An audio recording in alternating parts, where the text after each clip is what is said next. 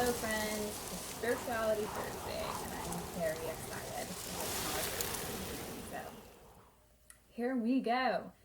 I've spent a lot of my life studying, following teachers in the spirituality realm. I think it probably has something to do with my personality and the time of year and when I was born. Being a Scorpio, I just tend to be drawn to spiritual things. And I have studied so many different teachers and ideas. And last night I went to a Buddhist monastery, right? And it was really an awakening moment for me in terms of, not because I was at a Buddhist monastery, but because I realized all these things that I had been taught and learning are all the same thing. And that I truly do, to some degree, get it. And I'm so excited to share these things with you. We all know that I used to be a Christian. I have checked out New Ageism. I've checked out agnosticism, I guess you would call it. A soft agnostic for a while. And Buddhism. Right? And I just think because I'm curious. I'm curious to see different people's opinion, different people's viewpoint of God. I remember when I started this journey, I read Eat, Pray, Love by Liz Gilbert. And she just really opened my mind to the idea that we're all talking about the same God. And that God comes in many different names because there's so many different perspectives on him. And there's so many different religions because there are different people's perspective of this entity, and perhaps considering the fact that what if we are all thinking, praying, worshiping the same God? We just call him by different names, and then we give this being different personality characteristics based on our perspective.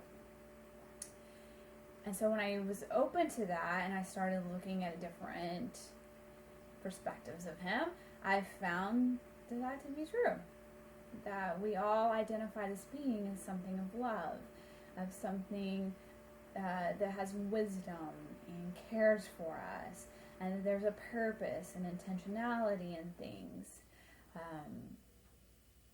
And you can see that within most of them, most religions, most spiritual ideologies, right?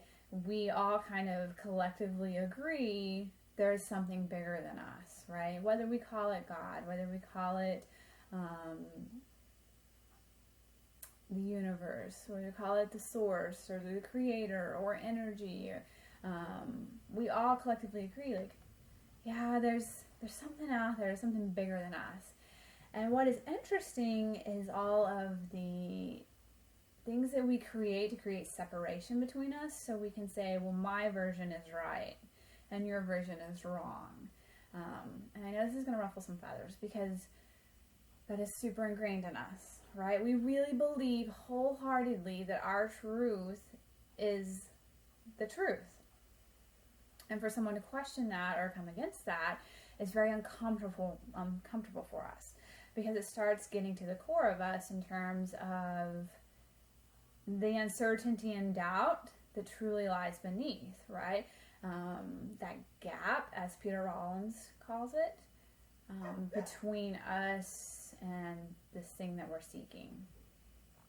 And the gap between ourselves.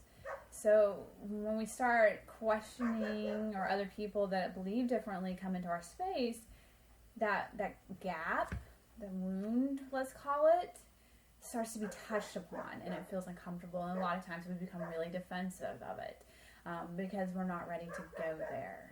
And that's okay. Like, we're all on a journey, right? And we're all trying our best and trying to figure it out and trying to find as much peace as we possibly can and minimize the suffering as much as we can. And my life coach, Brooke Castillo, says that life is 50-50, right? That it'll be 50% good, and then there's 50% bad. So we can never fully escape the suffering. But I think a lot of us just want relief from the constant suffering. And that's why we seek out these things, to find relief from that, right? To find that peace, to find that sense of security, that sense of certainty, that sense of this has to have meaning and purpose, or what's the point? So we go on all these different journeys, and we find what we feel like is going to answer those questions. And I think a lot of us live in that space for a while. Some of us can live there for a long time, and some of us become disillusioned with it. It stops working, right? And we find ourselves back where we started almost.